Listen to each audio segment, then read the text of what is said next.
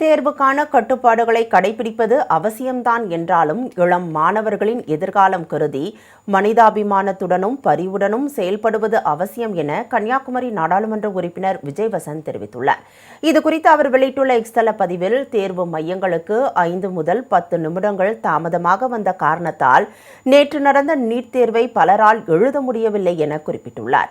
பல மாணவர்களுக்கு அவர்களது வீடுகளில் இருந்து வெகு தொலைவில் தேர்வு மையங்கள் ஒதுக்கப்பட்டிருந்ததால் பயணமே ஒரு கூடுதல் சவாலாக அமைந்திருந்ததாக அவர் தெரிவித்துள்ளார்.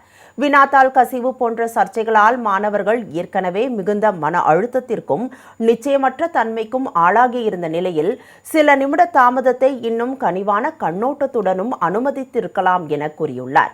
இத்தகைய சூழலில் தேர்வு எழுத அனுமதி மறுக்கப்பட்டது தகுதியுள்ள பல மாணவர்களை கடும் மனவேதனைக்கு உள்ளாக்கியுள்ளதாக அவர் தெரிவித்துள்ளார். தேர்வு மையங்களுக்கு வெளியே மாணவர்கள் மற்றும் பெற்றோர்கள் கண்ணீர் விட்டு கதறும் காணொலிகள் மனதை உலுக்குவதாக விஜய் வசந்த் எம்பி கூறியுள்ளார்.